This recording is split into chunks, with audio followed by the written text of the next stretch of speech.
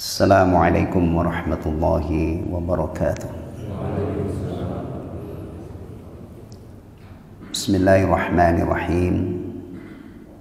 Alhamdulillahilladzi arsala rasulahu bil huda wa dinil haqq liyudhhirahu 'alad dini kullih walau karihal musyrikun. Wa asyhadu an la ilaha illallah wahdahu la syarika lah. Wa asyhadu anna Muhammadan 'abduhu wa rasuluhu la nabiyya ba'dah. Nashhadu annahu addal amanah wa ballagha ar-risalah wa nasaha al-ummah wa jahada fillahi haqqa jihadih la yakhafu lawmata la'im hatta tarakana 'ala mahajjatil bayda lailuha kanahariha la yazighu anha illa halik. Salawatullahi wassalamuhu alaihi wa ala alihi wa azwajihi wa dhurriyyatihi wa sahabatihi wa man tabi'ahum bi ihsanin ila yaumiddin. Amma ba'd. Jamaah sekalian rahimani wa rahimakumullah. Alhamdulillah, Allah tabaraka wa ta'ala masih memberikan pertolongannya kepada kita semua, masih memberi taufik dan hidayahnya. Dengan pertolongan Allah subhanahu wa ta'ala, kemudian berkat juga perjuangan kita, akhirnya di waktu subuh yang penuh berkah ini kita ruku, kita sujud, mengagungkan Allah subhanahu wa ta'ala seagung-agungnya dan merendahkan diri kita serendah-rendahnya. Dan kita yakini inilah yang menyebabkan seseorang mulia di sisi Allah subhanahu wa ta'ala. Semoga kita senantiasa mendapatkan taufik dan hidayahnya, serta pertolongannya, sehingga dengan pertolongan Allah subhanahu wa ta'ala kita selalu mengingat Allah, yang akhirnya kita diingat oleh Allah, diperhatikan oleh Allah, yang semoga dengan pertolongannya kita bisa senantiasa bersyukur atas nikmat-nikmatnya, yang akhirnya kita senantiasa mendapatkan tambahan nikmat yang dijanjikan oleh Allah subhanahu wa ta'ala, yang semoga dengan pertolongannya kita bisa senantiasa istiqamah beribadah sebaik-baiknya keharibaaannya, sehingga kita diridhai, dicintai, dirahmati oleh Allah. Dan puncaknya mudah-mudahan nanti balasannya adalah kita dijauhkan dari nerakanya, dimasukkan ke dalam surganya, dan itu adalah keberuntungan yang tiada tara. Amin amin ya rabbal alamin. Salawat serta salam semoga tercurah untuk Rasulullah Muhammad sallallahu alaihi wasallam, yang kita yakini beliau adalah hamba Allah, beliau adalah utusannya, diutus untuk segenap umat manusia, diutus untuk alam semesta, yang kita diwajibkan untuk menaatinya, mencintainya melebihi semua orang, melebihi diri kita sendiri. Dan kita juga diwajibkan untuk memuliakan beliau, diwajibkan untuk beradab kepada beliau sallallahu alaihi wasallam. Semoga dengan senantiasa menegakkan ajaran beliau, mengikuti sunnah beliau, akhirnya di akhirat kelak kita mendapatkan syafaat beliau atas izin Allah. Dan juga mudah-mudahan kita tidak dihalangi untuk minum air telaga Kautsar, yang airnya itu lebih manis daripada madu, airnya lebih putih daripada susu. Kemudian orang yang meminum seteguk tidak akan mengalami haus untuk selama-lamanya. Amin amin ya rabbal alamin. Alhamdulillah, setelah itu semua kita lakukan, kita akan meluangkan waktu untuk tadabbur ayat-ayat Al-Quranul Karim yaitu ayat-ayat terakhir dari surah An-Naba yang sudah kita mulai kaji beberapa pertemuan yang lalu. Qiraatul Quran bitadabbur, membaca Al-Quran dengan penuh penghayatan, itu merupakan makanan yang paling bergizi bagi hati kita. Para ulama menyebutkan di antara makanan yang sangat bergizi yang menyehatkan hati kita adalah qiraatul Quran bitadabbur, kemudian zikrullah, istighfar. Itu adalah makanan-makanan yang sangat bergizi untuk hati kita. Semoga dengan waktu yang kita luangkan untuk mengkaji beberapa ayat terakhir dari surah An-Naba, Allah beri kemudahan kepada kita untuk memahaminya.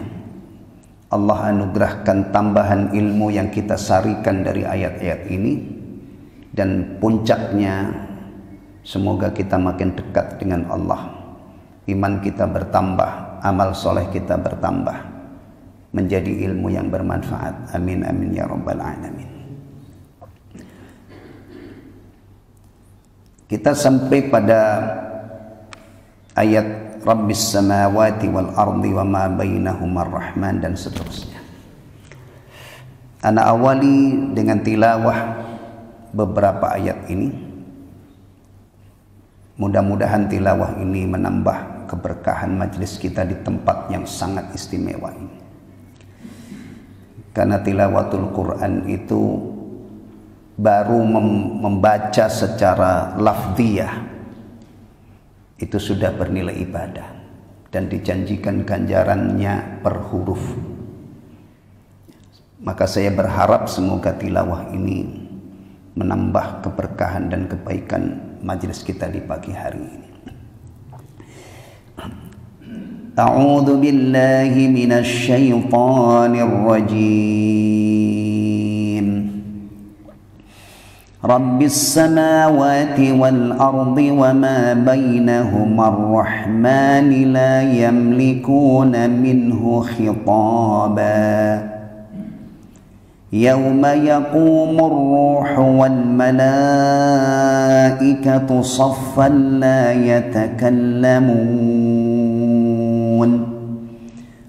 يتكلمون إلا من أذن له الرحمن وقال صوابا ذلك اليوم الحق فمن شاء اتخذ إلى ربه مآبا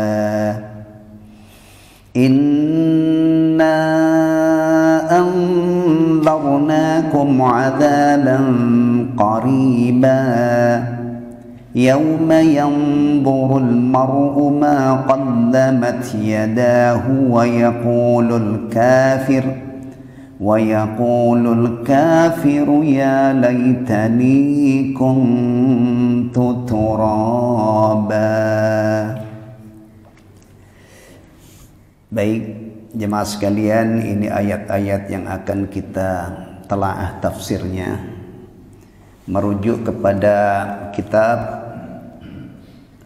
Taisirul Karimir Rahman fi Tafsiri Kalamil Mannan.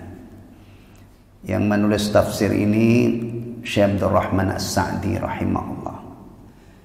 Biasanya kitab-kitab tafsir itu terkenal dengan nama ulama yang menulis tafsir tersebut. Ada tafsir Ibnu Katsir, ada tafsir Al-Jalalain, ada tafsir siapa lagi? Al-Qurtubi. Kemudian ini dikenal biasanya tafsir Syekh Abdul Rahman As-Sa'di rahimahullah. Baik.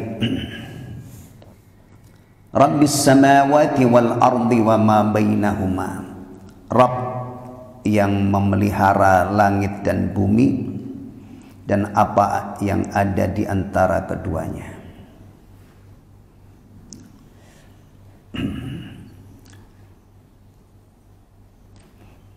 Syekh Abdul Rahman As-Sa'di rahimahullah menafsirkan ayat ini sebagai berikut. Ay alladhi a'tahum hadhil ataya, zat yang memberikan kepada mereka dengan pemberian-pemberian ini, huwa rabbuhum, adalah Rabb mereka. Rabb itu biasa diterjemah Tuhan, ya, Rabb mereka. Ini ada kaitannya dengan ayat-ayat sebelumnya, mulai dari innalil muttaqina mafaza hadaiqa wa a'naba wa kawa'iba atraba wa ka'san dihaqa, dan seterusnya, ya, di mana Allah menjanjikan untuk orang-orang yang bertakwa sewaktu di dunianya, nanti di akhirat dibalas dengan sekian banyak anugerah-anugerah yang luar biasa, yang istimewa. Yang memberikan anugerah-anugerah ini, pemberian ini adalah Rabb mereka. Rabbis samawati wal ard, Rabb langit dan bumi. As-samawat itu bentuk jamak daripada as-sama. Kita kalau bicara langit merujuk kepada kitab suci kita. Langit itu 7 lapis langit. Maka di sini disebutkan as-samawat, Rabb yang menciptakan, Tuhan yang menciptakan, yang mengatur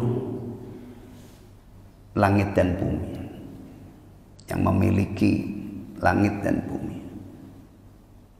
Biasanya diterjemah apa itu? 7 lapis langit apa 7 apa biasanya? Apa? Hah? Lapisnya. Tapi jangan salah.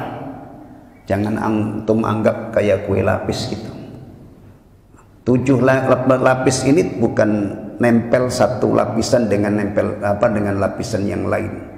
Tapi ada jarak, wallahu taala alam.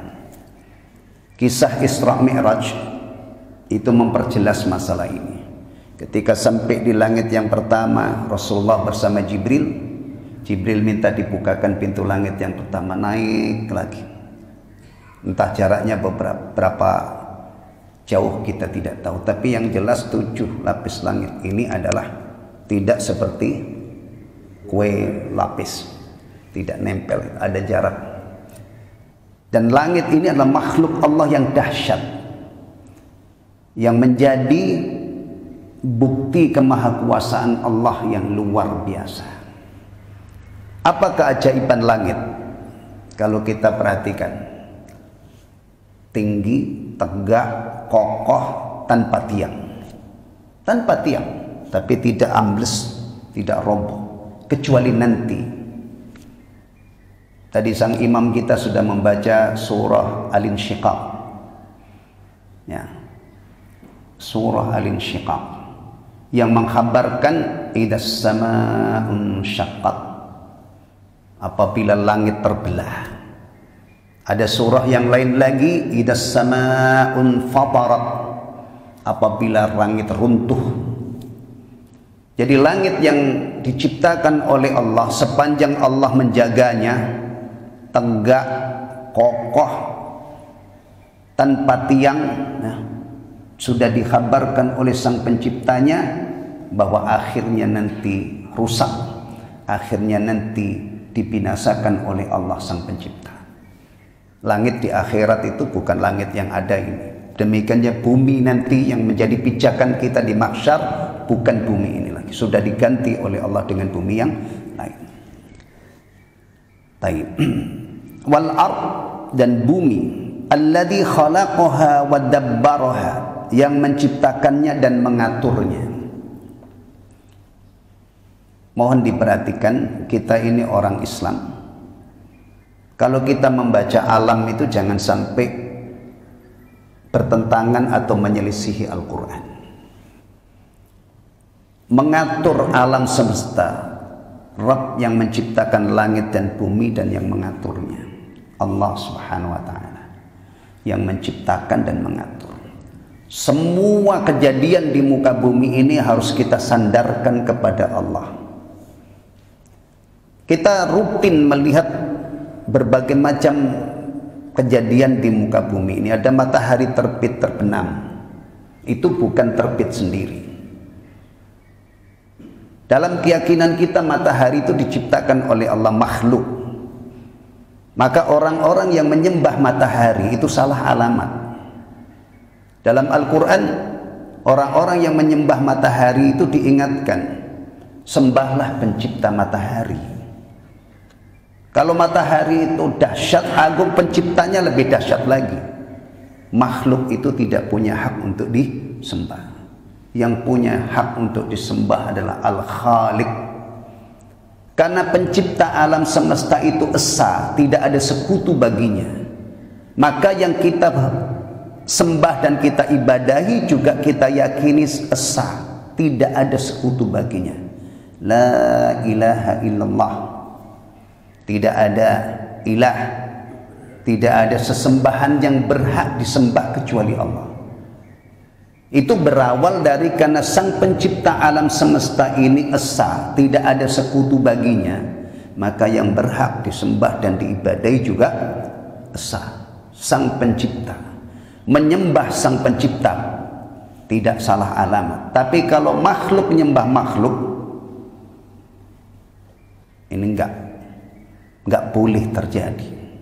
Maka yang menyembah matahari diingatkan, yang menyembah rembulan diingatkan, sembahlah yang menciptakan matahari dan rembulan.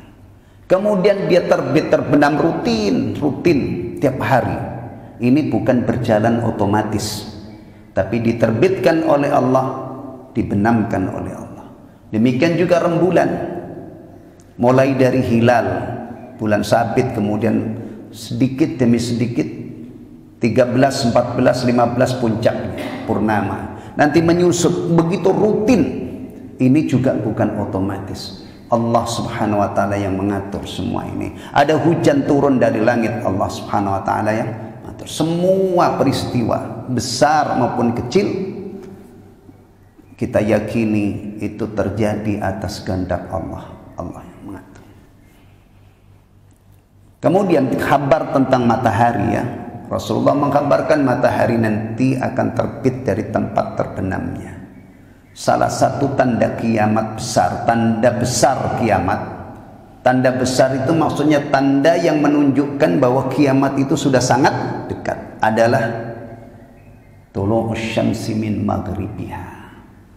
Nanti matahari itu terbit dari tempat terbenamnya. Kaitannya dengan taubat, ketika itu sudah terjadi, pintu tobat secara umum sudah tertutup. Orang-orang kafir yang masuk Islam telat, sudah tidak akan diterima oleh Allah. Demikian juga orang yang ingin bertaubat dari maksiatnya telat, sudah tidak diterima oleh Allah. Itu yang sifatnya umum, ya. Kalau yang sifatnya individual, kalau nyawanya sudah sampai di kerongkongan, namanya ghargharah, telat. Alhamdulillah kita sekarang ini masih afiah, masih sehat walafiat. Kita kalau memanfaatkan waktu merengek-rengek kepada Allah, astagfirullah, astagfirullah, astagfirullah, atau kita bertaubat, bertekad tidak mengulangi lagi maksiat, kemudian menyesali apa yang sudah terjadi dan bertekad untuk tidak mengulanginya lagi, masih diterima, masih terbuka untuk orang-orang yang sehat, ya, untuk orang yang. Tapi kalau sekarang ini, detik ini, ada seorang saudara kita atau orang lain, ya, nyawanya sudah sampai ke kerongkongan, maka sudah telat, tidak lagi diterima oleh Allah subhanahu wa ta'ala tobatnya. Maka tobat itu membutuhkan gerak cepat. Apa itu singkatannya? Gercep, ya. Jangan entar-entar, ya. Dan setan itu selalu menghalang-halangi dan menunda supaya orang itu tobatnya di waktu yang sudah tidak berguna, di waktu yang sudah tidak diterima oleh Allah. Wala'iyatubillah. Baik. Ar-Rahman, Ar-Rahman, Ar-Rahman itu salah satu nama di antara nama-nama Allah yang sangat bagus. Yang kita imani tentang Allah Subhanahu wa ta'ala, yang pertama kita beriman Allah ada, bersemayam di atas langit. Allah pencipta dan pengatur alam semesta ini. Allah satu-satunya zat yang berhak disembah dan diibadahi, tidak ada sekutu baginya. Dan juga kita imani Allah memiliki atau mempunyai nama-nama yang sangat bagus dan sifat-sifat yang maha sempurna yang tidak sama dengan sifat manusia. Nah, Ar-Rahman ini salah satu nama Allah yang sangat dekat dengan kita, karena Ar-Rahman Ar-Rahim itu ada di dalam lafaz basmalah. Kita kalau membaca Bismillahirrahmanirrahim, ketemu dengan nama ini. Baca Al-Fatihah, ketemu dengan ayat dengan nama ini, Ar-Rahman Ar-Rahim. Karena Al-Fatihah itu ditetapkan sebagai bacaan wajib dalam setiap rakaat. Ya, la salata liman lam yaqra' bi Fatihatil kitab. Dan orang Islam itu wajib menegakkan minimal sholat 5 waktu, minimal. Belum lagi kalau ditambahi dengan sholat-sholat sunnah yang lain. Maka seharusnya setiap muslim muslimah, kecuali muslimah yang sedang haid dan nifas, ya, itu setiap hari membaca itu berulang-ulang. Makanya salah satu nama surah Al-Fatihah adalah As-Sab'ul Mathani. 7 ayat surah yang terdiri dari 7 ayat yang dibaca berulang-ulang. Kapan membacanya? Di waktu sholat. Sholat fardu dalam kondisi normal 17 rakaat. Kalau ditambahi 12 rakaat, sholat qabliyah ba'diyah muakkadah, itu sudah 29. Betul ya, 29 ya, 17 tambah 12. Kalau misalnya ditambahi qiyamul lail 11 rakaat, 40. Orang Islam itu idealnya itu membaca Al-Fatihah itu 40 kali. Sebarannya, rinciannya 17 rakaat sholat fardu dalam kondisi mukim, ini harga mati, nggak mungkin bisa dikurangi dalam mukim ya, kecuali safar nanti berkurang ya. Kemudian ditambahi qabliyah ba'diyah muakkadah 12. Allah janjikan yang istiqamah menjaga sholat ini di fadilahnya dibangunkan rumah di surga.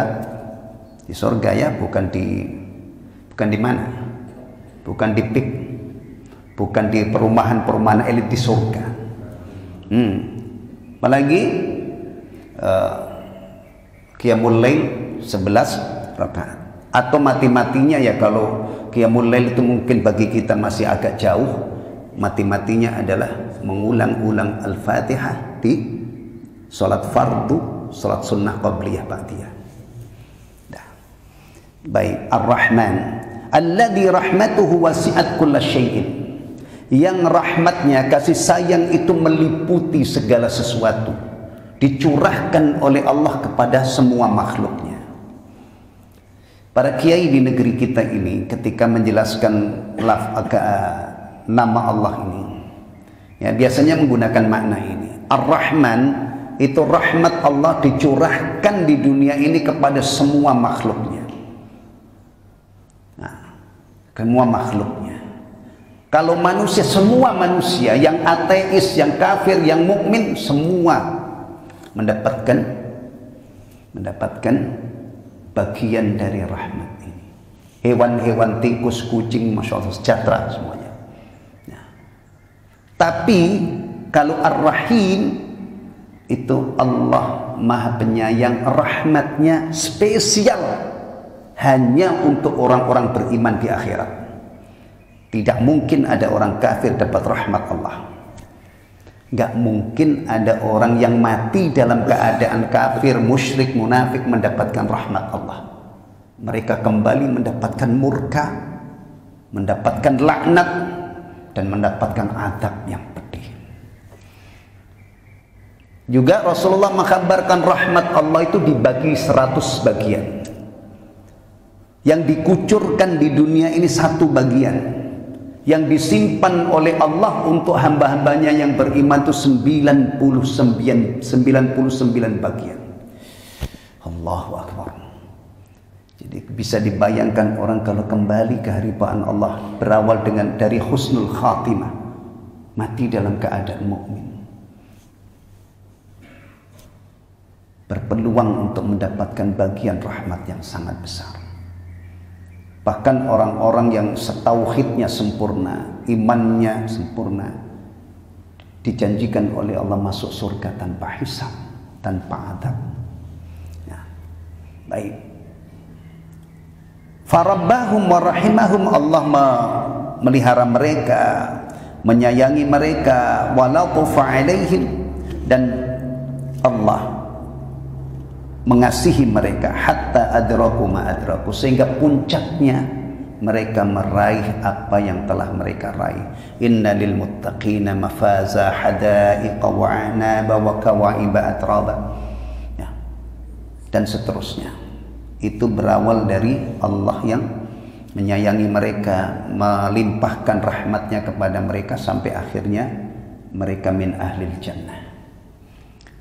Thumma dzakara 'azamatahu wa mulkahu al-'azim yaumal qiyamah. Kemudian Allah Subhanahu wa taala menyebutkan keagungannya dan kerajaannya yang besar serta kekuasaannya yang absolut pada hari kiamat.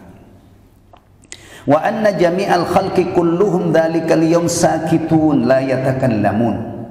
Semua makhluk pada hari itu, pada hari kiamat nanti diam. Apa bahasanya diam itu? Apa kalau bahasanya kicep gitu ya? Ya, diam. La yatakallamun, tidak ada yang bisa bicara. Tuh perhatikan, di dunia ini persoalan yang paling sulit dikendalikan itu ngomong. Ya. Yang paling kacau di dunia ini adalah ngomong. Di saat orang disuruh ngomong pada diem, disuruh menyampaikan kebenaran diem, disuruh diem dari ucapan-ucapan yang dimurkai oleh Allah, malah menjadi ucapan favorit. Ghibah, namimah, dusta. Di dunia ini banyak orang-orang yang tidak bisa mengendalikan lidahnya. Padahal mestinya lidahnya orang mukmin itu, ya, itu digembok berlapis-lapis, sehingga benar-benar ekstra hati-hati ketika dia bicara. Dia tidak bicara kecuali yang baik. Dia tidak bicara kecuali kalimat-kalimat yang dicintai oleh Allah. Seharusnya begitu. Ya. Tapi susah untuk dikendalikan. Iya. Sifat unggulan orang Islam itu diantaranya adalah menjaga lisannya. Dia kunci dari kata-kata yang kotor, porno, jorok. Dia ganti dengan kata-kata yang bagus. Ya. Gemboknya apa? Allah mengingatkan, ma yalfidhu min qaulin illa ladaihi raqibun atid. Tidak ada sepatah kata yang terucap melainkan ada malaikat pengawas yang selalu hadir. Dicatat ucapan kita. Kita ngomong apa? Dicatat. Kita bertasbih dicatat. Kita beristighfar dicatat. Kita memaki-maki orang, kita bohong, kita gibah, kita namimah dicatat. Ucapan yang baik dan buruk semuanya dicatat. Rasulullah SAW menyatakan, barang siapa yang beriman kepada Allah dan hari akhir, maka ngomong yang baik atau diem. Ini gembok lapis kedua. Dan masih banyak sekali, saya ibaratkan gembok gitu ya, ayat-ayat, hadis-hadis Nabi yang seharusnya kita itu benar-benar mengunci lisan kita dari ucapan-ucapan yang dimurkai oleh Allah. Hati-hati dengan ucapan kita, jemaah sekalian. Ucapan itu ada yang bernilai ibadah luar biasa. Baca Quran ganjarannya per huruf. Salawat kepada Nabi SAW sekali dibalas 10 kali. Kita tasbih itu menanam pohon kurma di surga. Ya. Tapi ingat, dosa-dosa besar yang berupa ucapan itu juga banyak. Ghibah, ya ghibah. Ini asik banget. Ngomongin aib orang itu asik banget. Itu dosa besar. Bahkan kalau kita pelajari asbabur riddah, penyebab murtad itu ada yang berupa ucapan-ucapan. Mencaci maki Allah, mencaci maki agama Allah, itu kan dengan ucapan. Itu kalau dilakukan oleh orang yang beragama Islam bisa membuat dia keluar dari Islam. Masya Allah. Na'udzubillah min hadhil hal. Ya. Baik. Allah kabarkan nanti keadaan di hari kiamat, la yamlikuna minhu khitaba illa man adina lahu rahmanu wa qala sawaba. Mereka tidak dapat berbicara dengan dia. Ya. Kemudian illa man adina lahur rahman, kecuali orang yang Allah izinkan untuk berbicara, wa qala shawaba, dan dia berkata benar, tidak mungkin bohong. Fala yatakallamu ahadun illa bihadzaini syartain. Nah, tidak ada orang yang bicara kecuali dengan dua syarat ini. Ini di akhirat ya. Kalau di dunia sekali lagi yang paling kacau ini adalah urusan omongan, nggak terkendali.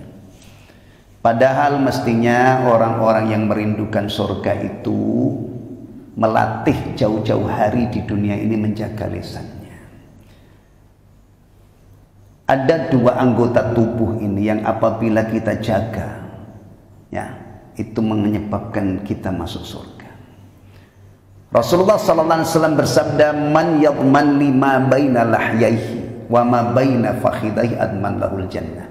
Siapa yang memberi jaminan kepadaku bisa menjaga apa yang ada di antara dua rahangnya, yang kita biasanya ungkapkan kecil, lentur, tidak bertulang, yang bisa menjaga lidahnya dan menjaga apa yang ada di antara dua pahanya, paha atas malahnya, di antara dua pangkal pahanya, yaitu kemaluannya, aku jamin surga, kata Rasulullah. Nah, bayangin orang-orang yang Masya Allah, yang mulutnya itu ember, yang mulutnya apa lagi? Biasanya kalau mulut nggak terkendali itu apa? Hah? Cucak rawa, ya udah, ya nggak ada remnya. Tiba-tiba nanti di akhirat itu menghadapi keadaan seperti ini. Nggak bisa ngomong dia, kecuali dengan dua keadaan. An ya'danallahu lahu fil kalam, Allah izinkan dia untuk bicara. Nggak diizinkan oleh Allah, nggak bisa ngomong. Ngomong aja kalau tidak diizinkan nggak bisa, bagaimana memberi syafaat? Makanya kalau kita bicara syafaat di akhirat itu nggak ada yang bisa memberi syafaat kecuali orang itu diizinkan oleh Allah. Dan yang sudah kita yakini, Nabi yang syafaatnya diperkenankan oleh Allah itu adalah Rasulullah Muhammad SAW. Yang diberi hak untuk memberi syafaat juga tidak leluasa memberi syafaat kepada siapapun. Yang memberi syafaat juga syaratnya atas izin Allah, yang mendapatkan syafaat juga atas izin Allah. Dan tidak mungkin ada orang kafir itu dapat izin dari Allah untuk menerima syafaat dari siapapun, kecuali satu.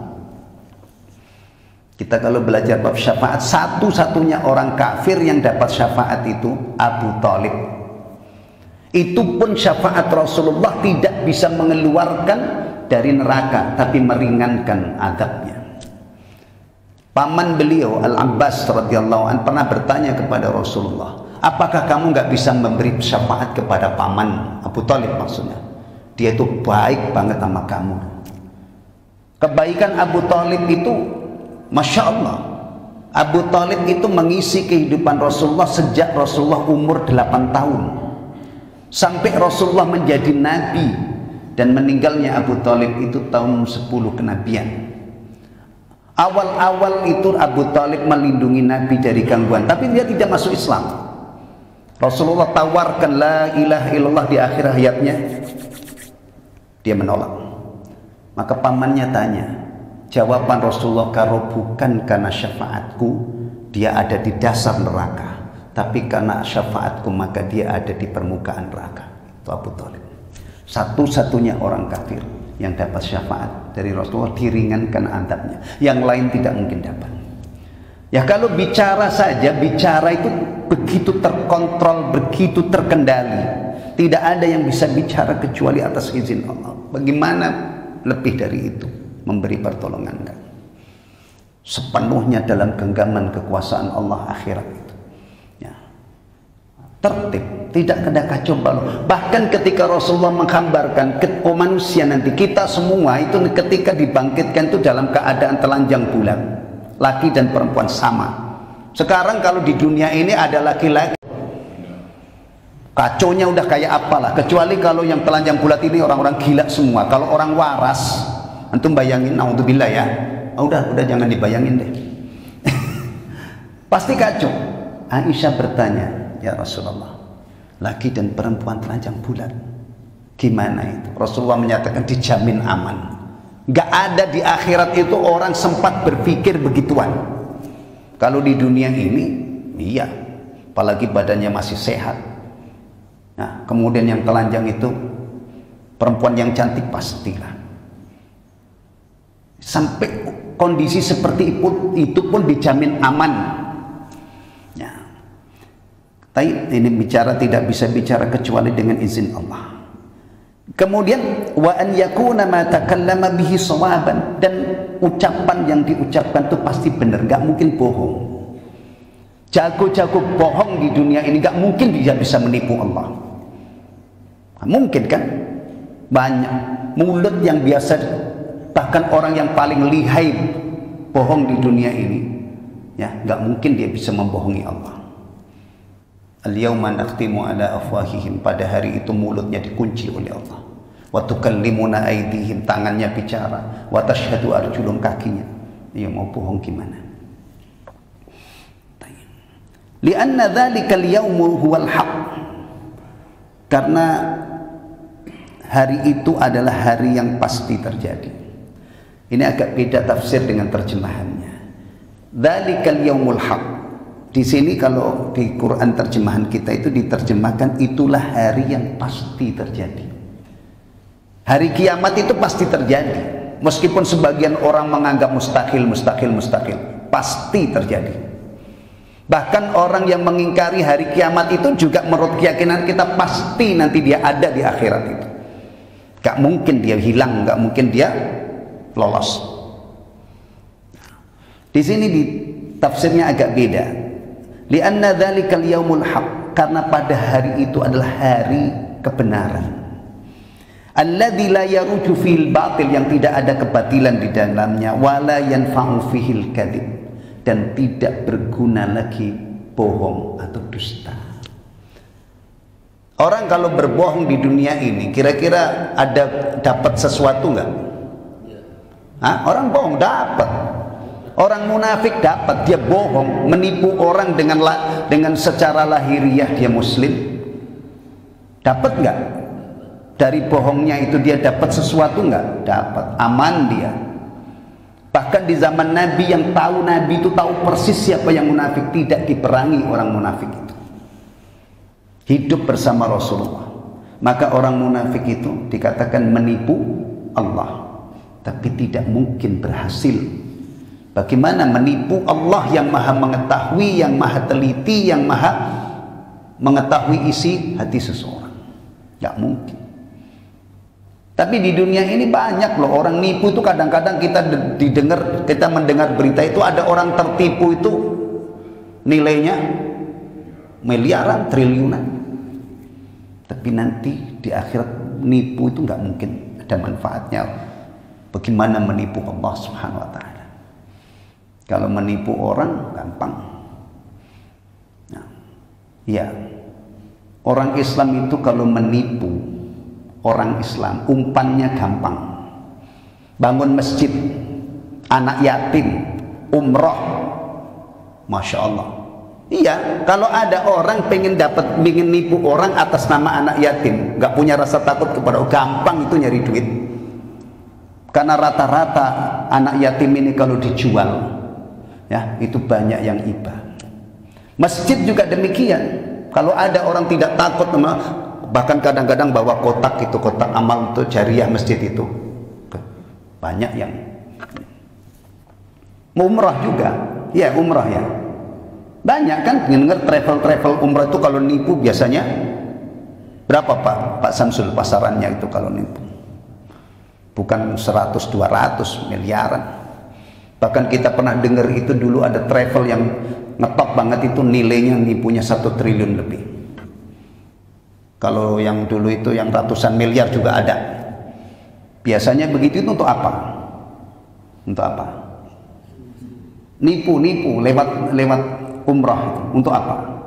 Untuk bermewah-mewahan. Masya Allah, rumahnya itu kayak gedung putih itu, kayak gedung. Nah, rumahnya mewah, tasnya mewah, pakaiannya mewah. Nauzubillah. Baik. Kemudian wa fi dzalikal yaum, dan pada waktu itu yaqumur ruh,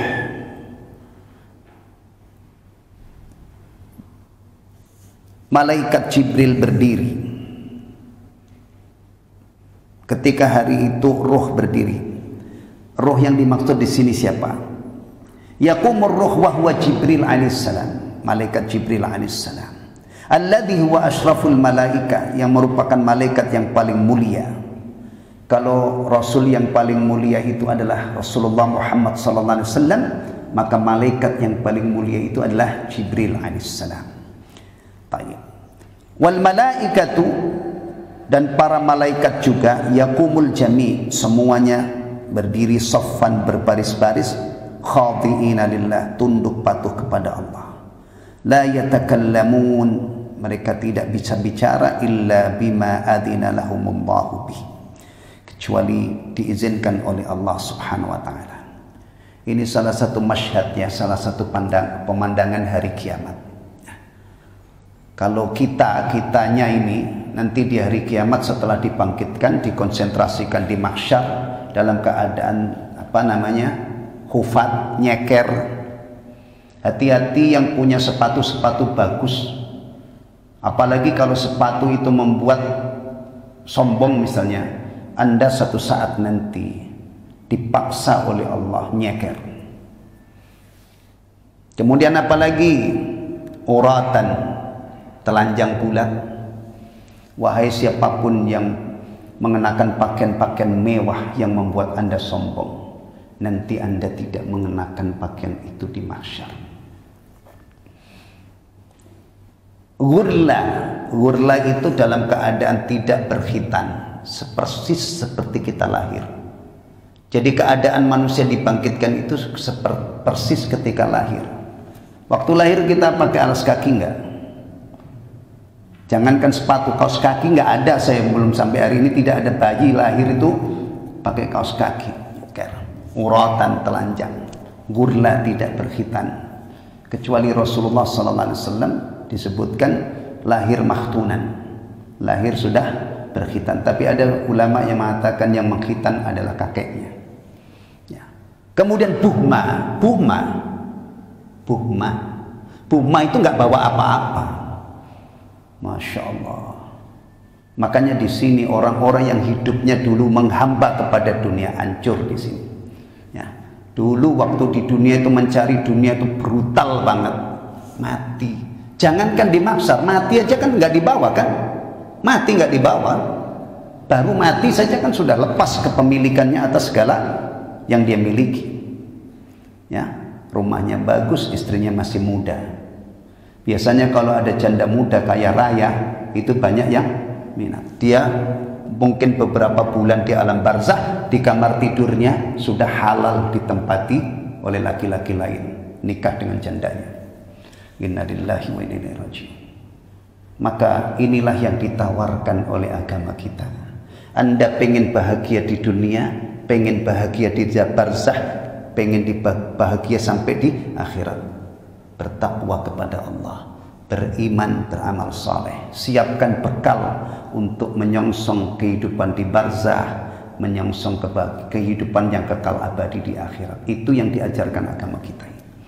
Maka orang Islam itu berpeluang doanya, Rabbana atina fid dunya hasanah wa fil akhirati hasanah wa qina adzabannar. Berpeluang untuk diijabah oleh Allah menjadi sebuah kenyataan. Tapi kalau orang kafir nggak akan mungkin doa ini terrealisasi dalam hidupnya. Sejak dia mati Tidak mungkin dia merasakan kenikmatan. Tidak akan ketemu, tidak akan mungkin mendapatkan kebaikan. Hanya orang-orang yang beriman yang punya peluang kebaikan, mendapatkan kebaikan di dunia, barzah dan akhirat. Falamma raghaba wa rahaba wa basyara wa andara. Setelah Allah memberikan kabar gembira dan ancaman dengan firman-Nya. Ayat-ayat sebelumnya itu kalau kita baca ya, mulai dari inna jahannama kanat mirsada, itu penuh dengan ancaman. Ya kan? Kemudian innalil muttaqina mafaza dan seterusnya, itu adalah kabar gembira. Ancaman untuk orang kafir, kabar gembira untuk orang beriman. Jadi tolong kalau kita ingat Allah, ya, ingat Allah. Itu pertama kita ingat syariat Allah, ingat perintah-perintah Allah, ingat larangan-larangan Allah, ingat apa yang dijanjikan oleh Allah untuk hamba-hambanya yang beriman, ingat apa yang diancamkan oleh Allah kepada orang kafir. Juga kita mengingat Allah melalui tasbih, tahmid, tahlil dan seterusnya. Jadi zikrullah itu kita maknai segitu luasnya. Ingat perintah Allah setiap saat, ingat larangan Allah setiap saat, ingat apa yang dijanjikan oleh Allah, dan Allah tidak pernah ingkar janji. Untuk di dalam surah ini orang-orang kafir jahanam kekal di dalamnya. Untuk orang yang bertakwa hadaiqa wa anaba, kebun-kebun kurma, masya Allah, kebun anggur. Yang lebih menggairahkan lagi apa? Wa kawaiba atraba, gadis-gadis muda belia. Masya Allah. Kalau sudah ingat ini kayaknya kita gak sabar ya berlama-lama di masjid ya. Kalau sudah ingat kawaiba atraba. Alhamdulillah surga itu gaib. Kalau surga itu kelihatan hari ini ya, kita ini pun nggak bakalan bisa pulang ke rumah. Kita nggak mau pulang ya. Baik. Faman syaa'a takhadha ila rabbih ma'aba. Barang siapa yang menghendaki, niscaya dia akan menempuh jalan kembali kepada Rabb-Nya. Ay amalan wa qadama sidqin. Dia kembali kepada Rabb-Nya dengan menyiapkan amal saleh. Ya, dan wa yarji'u ilaihi yaumal qiyamah, yang balasannya akan kembali kepada dirinya pada hari kiamat. Inna andarnakum adzaban qariba, sesungguhnya kami telah memperingatkan kamu hai orang-orang kafir tentang siksa yang dekat. Siksa yang dekat. Li'annahu qad azifa muqbilan. Kenapa dikatakan adzaban qariba? Azab yang dekat. Kenapa? Li'annahu azifa muqbilan. Karena mendekat. Ya, datang mendekat.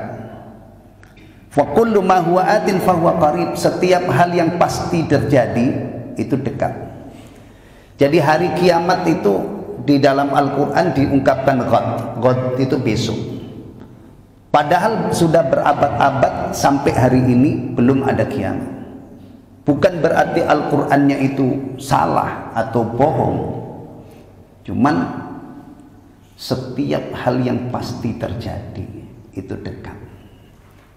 Kematian itu dekat banget, karena pasti terjadi dan tidak tahu kapan terjadinya. Makanya orang-orang yang memposisikan kematian itu dekat, insya Allah punya semangat untuk selalu menyiapkan diri, punya semangat untuk menyongsong kematian itu dengan penuh persiapan. Baik. Yauma yanzurul mar'u ma qaddamat yadah wa yaqulul kafiru ya laitani kuntu turaba. Pada hari manusia melihat apa yang telah diperbuat oleh kedua tangannya. Apa yang kita perbuat hari ini, satu saat nanti itu kita akan mengetahuinya, diberitahukan oleh Allah kepada kita. Ini yang sering kita lupakan. Seakan-akan kita kalau melakukan sesuatu itu sudah berlalu bersama angin lalu. Enggak. Apa yang kita lakukan itu sebenarnya abadi. Abadi. Tidak ada yang hilang. Kita melakukan kebaikan atau melakukan kedurhakaan, kemaksiatan, nanti satu saat itu bisa kita ketahui dengan detail melalui apa? Melalui apa? Buku catatan amal. Ya. Tadi kita dibacakan oleh sang imam surah Al-Mutaffifin. Ya, surah Al-Mutaffifin. Surah Al-Mutaffifin. Inna kitabal fujjari lafi sijjin. Kitabnya para pendosa, orang-orang durjana, orang bejat itu ditaruh di sijjin. Sementara Allah mengkhabarkan inna kitabal abrari lafi illiyin. Buku catatannya orang-orang berbakti, orang-orang yang taat itu disimpan di illiyin. Satu saat nanti ada pembagian kitab. Kita punya keyakinan ada golongan kanan, ashabul yamin, ada golongan kiri. Dari situ, dari kitab yang nanti dibagikan, dan itu tidak mungkin salah. Beda dengan di dunia ini sering terjadi kacau balau.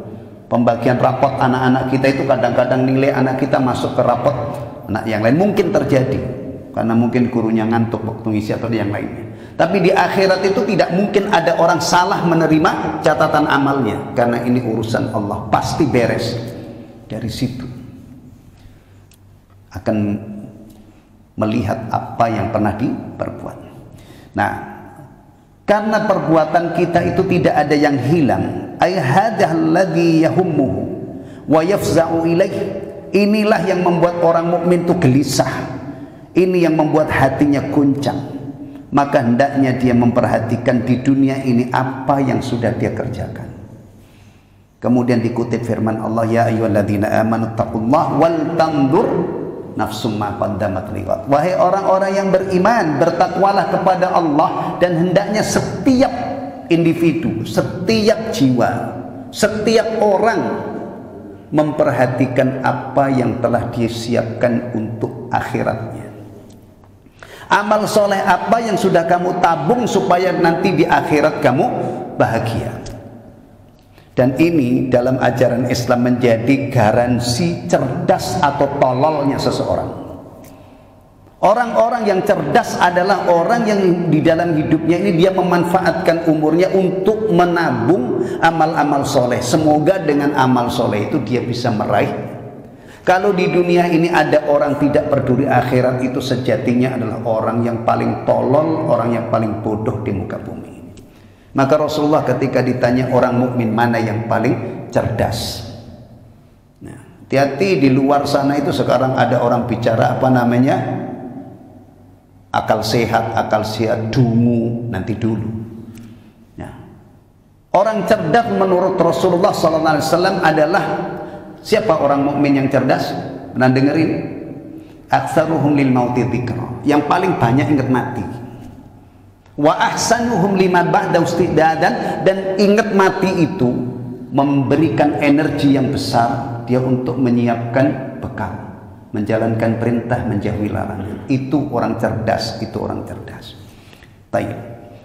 Wattaqullah, dan bertakwalah kepada Allah. Innallaha khabirum bima ta'malun, al-ayat.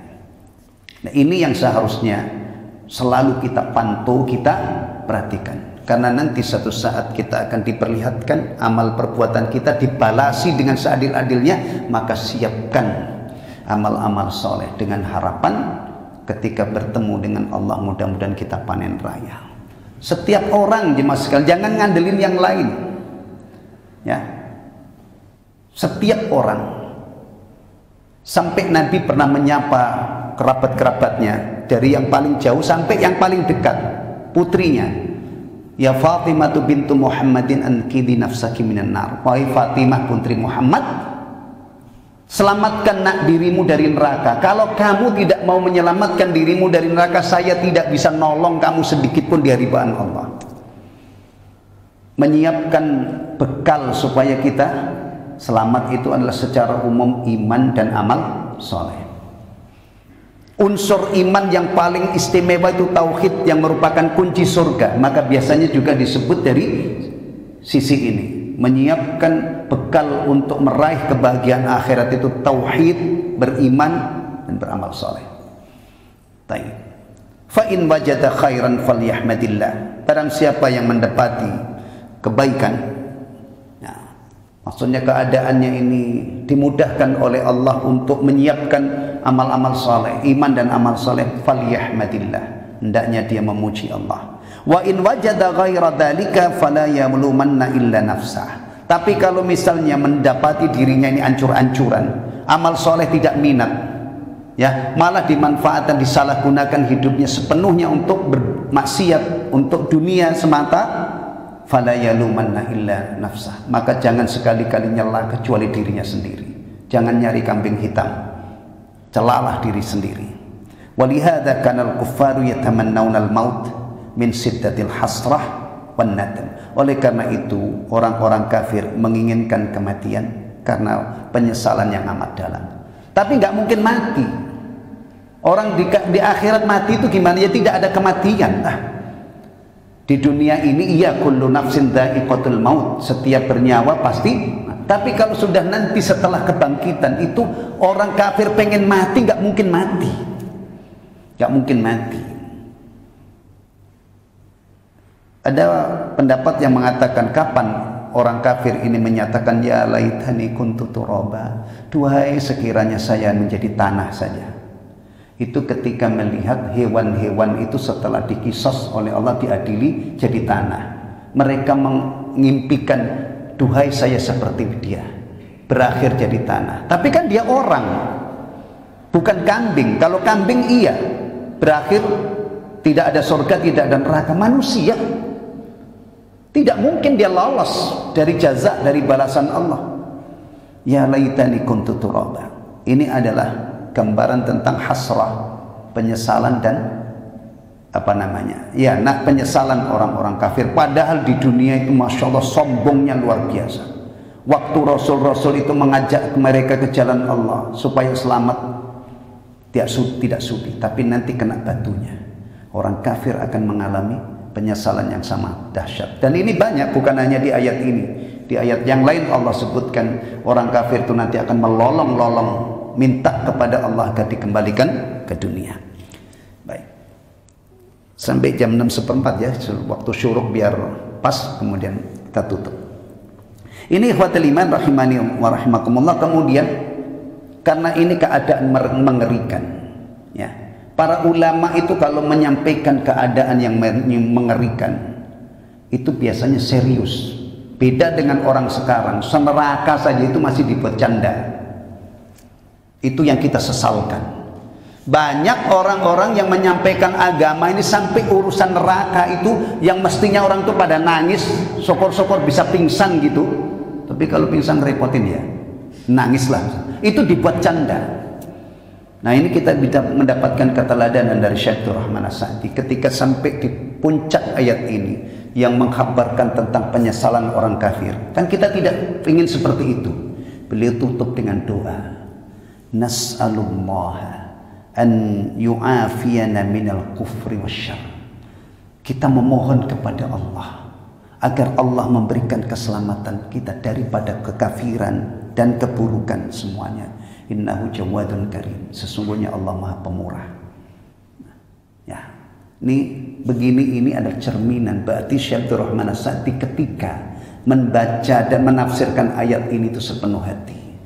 Kita juga mestinya begitu. Kalau ketemu ayat rahmat, kita mohon kepada Allah. Kalau kita ketemu ayat adab, kita berlindung kepada Allah. Jadi membaca Al-Quran itu bukan hanya sampai di kerongkongan, tapi hendaknya membaca Quran itu menjalar sampai di hati. Kondisi keadaan hati kita itu mengikuti apa yang kita baca. Idealnya begitu. Tapi ini biasanya memerlukan perjuangan panjang dan memerlukan kesabaran baru bisa menjalar sampai ke hati. Alhamdulillah sampai di sini selesai.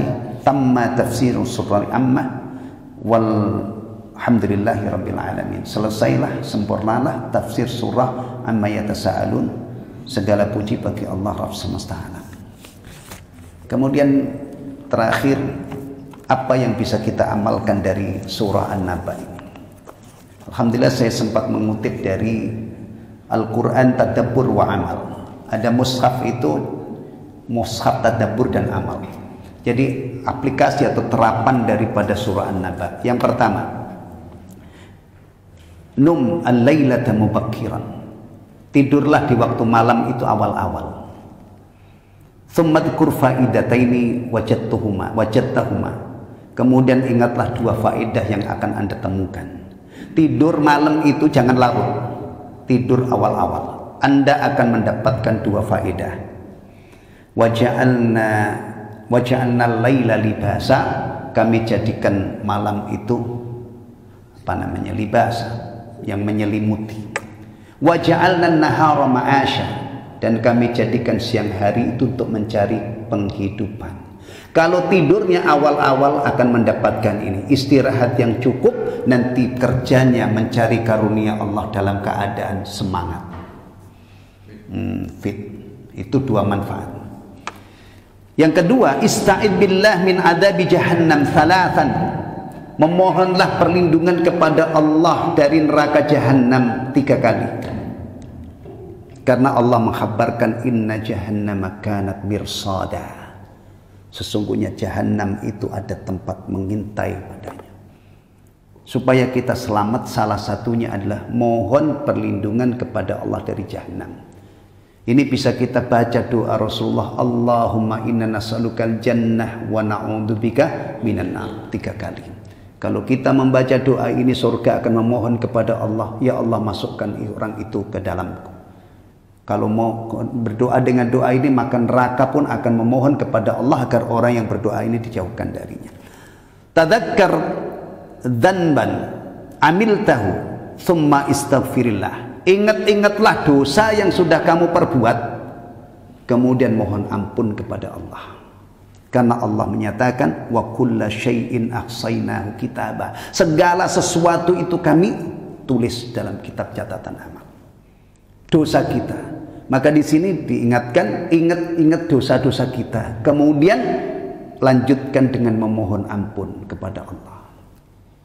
Istighfar itu berawal dari mengakui secara tulus bahwa kita ini banyak dosa. Sebagaimana syukur itu tidak mungkin terjadi kecuali berawal dari kita melihat begitu banyak nikmat yang diberikan oleh Allah. Kemudian yang terakhir, fi yaumika i'mal salatata a'mal tadullu 'ala taqwa. Setiap hari coba Anda lakukan 3 macam amal yang menunjukkan Anda itu bertakwa. Supaya mudah-mudahan kita masuk dalam firman Allah, inna lil muttaqina mafaza. Ayatnya menyatakan untuk orang-orang yang bertakwa akan mendapatkan kemenangan. Kalau kita tidak bertakwa, ya kita tidak termasuk golongan itu. Maka fi yaumika i'mal salasata a'malin tadullu 'ala taqwa. Kerjakan amal-amal soleh yang menunjukkan bahwa Anda orang yang bertakwa. Ini di luar sholat 5 waktu itu sudah pasaran itu ya. Yang diingatkan di sini kal shaum, seperti puasa. Wa tarkil maksiyah khaufa iqaballahi ta'ala. Wastihya'an minhu, tinggalkan perbuatan maksiat karena takut kepada Allah dan malu kepada Allah. Wassadaqah, sedekah. Wal ihsan ilan nas, ini yang diingatkan, berbuat baik kepada manusia. Bahkan Rasulullah itu mengajarkan yang sekecil apapun meskipun hanya bertemu dengan wajah yang berseri-seri ya. Kemudian idkhalus surur ala qalbi muslim, ini salah satu cabang kebaikan yang belum populer, yang biasanya dipromosikan besar-besaran itu seperti sedekah, berbuat baik kepada anak yatim, orang miskin. Ada cabang kebaikan di dalam agama kita ini namanya idkhalus surur ala qalbi muslim, menggembirakan dan menyenangkan hati sama muslim. Ini bisa dimulai dari yang murah meriah, ketemu assalamualaikum, kita sambut dengan wajah berseri-seri, senyum ya. Baik, ini supaya kita masuk dalam firman Allah, inna lil muttaqina mafaza. Alhamdulillahilladzi bi ni'mati tatimmus shalihat. Subhanakallahumma wa bihamdika asyhadu an la ilaha illa anta astaghfiruka wa atubu ilaik. Wassalamualaikum warahmatullahi wabarakatuh.